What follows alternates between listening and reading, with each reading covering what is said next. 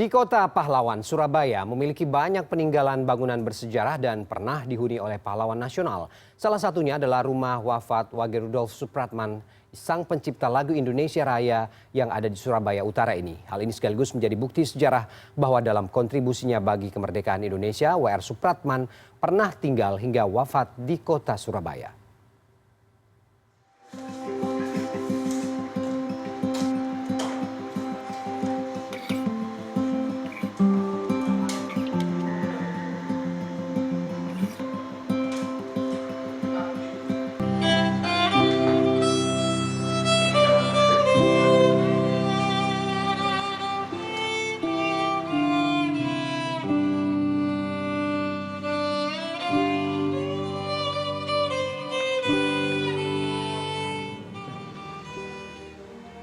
Sosok W.R. Supratman, sang pencipta lagu Indonesia Raya, membuktikan bahwa seorang pahlawan tidak selalu berjuang berperang mengangkat senjata.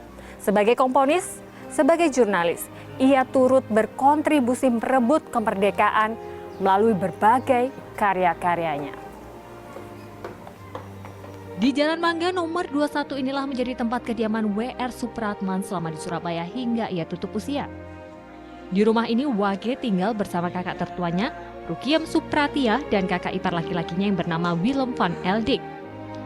Selain karena sakit sehingga membutuhkan perawatan dari keluarga, bisa dikatakan kota Surabaya ini menjadi tempat persembunyiannya juga. Pasalnya, setelah W.R. Supratman menggubah sebuah lagu yang kemudian dikenal dengan judul Indonesia Raya, lagu ini menjadi populer di kalangan aktivis pergerakan nasional. Sempat membawakan lagu Indonesia Raya dengan biolanya di Kongres Pemuda kedua tahun 1928, sosok W.R. Supratman dianggap sebagai sosok berbahaya dan ia pun menjadi intayan pemerintah kolonial. Sehingga W.R. Supratman terpaksa tinggal berpindah-pindah. Hunting setir ini ya istilahnya, dari dunia musik kemudian ke jurnalistik gitu awalnya, sambil tetap bermain musik gitu kan. Ya kemudian terlibat langsung dengan kelompok-kelompok pergerakan nasional yang saat itu kebetulan juga lagi semangat-semangatnya nih tahun 1920-an itu kan. Khususnya kita tahu bahwa lagu Indonesia Raya sendiri pertama kali diperdengarkan di suatu forum, yang mana forum itu kita peringati tempat lahir di mana ikrar para pemuda, yakni Sumpah Pemuda itu berada.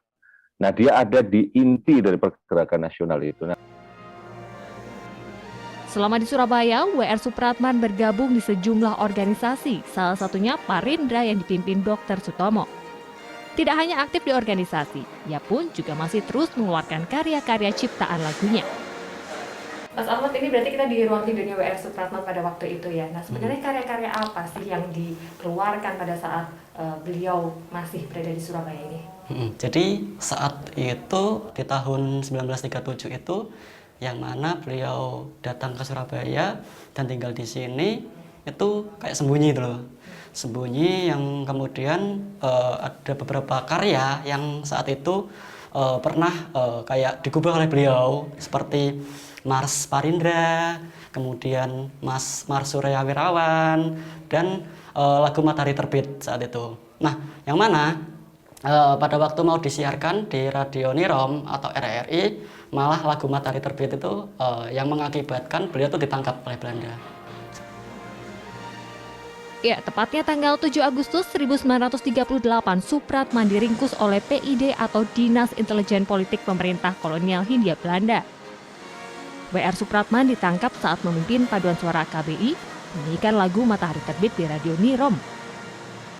W.R. Supratman kemudian dijebloskan ke penjara Kalisosok, Surabaya. Hanya ditahan selama 5 hari karena kondisi kesehatannya yang kian memburuk. W.R. Supratman dipulangkan PID ke rumahnya.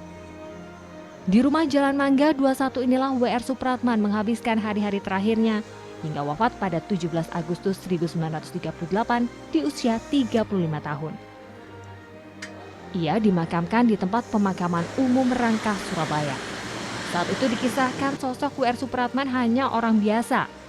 Tidak banyak yang tahu bahwa ialah yang menciptakan lagu kebangsaan Indonesia Raya. Sekitar tahun 1956 atas permintaan pemerintah dan keluarga, makam W.R. Supratman dipindah ke depan makam Rangka dan menjadi makam pribadi sosok pahlawan nasional ini hingga sekarang. Di pusara makamnya juga dihiasi siluet biola. Sementara di pelataran kiri tampak megah patung W.R. Supratman berdiri. Salah satu spot yang menarik perhatian saya di area pemakaman W.R. Supratman ini adalah dinding di belakang saya ini. Nah, di sini tertulis 3 stansa atau 3 bait lirik lagu Indonesia Raya, walaupun yang populer di masyarakat adalah bait satunya saja. Lagu Indonesia Raya sendiri ini pertama kali dimainkan secara instrumen oleh W.R. Supratman dalam Kongres Pemuda pada bulan Oktober 1928. Jasadnya memang sudah tiada, namun karya-karya W.R. Supratman masih abadi diperdengarkan dari zaman ke zaman. Saat ini rumah wafat yang menjadi saksi sejarahnya pernah ada di Kota Pahlawan dimanfaatkan sebagai museum. Museum ini setiap sudutnya menampilkan beberapa barang yang mempunyai sejarah dengan W.R. Supratman, seperti replika baju W.R. Supratman yang dipakai saat hadir di Kongres Pemuda, serta replika biola yang menemani Supratman berkarya selama hidupnya. Harapannya, karya-karya W.R. Supratman yang ditampilkan di museum ini menjadi acuan generasi muda untuk berkarya dan mempertahankan kemerdekaan Indonesia. Gia Clarissa, Gencar Wicaksono, Surabaya, Jawa Timur.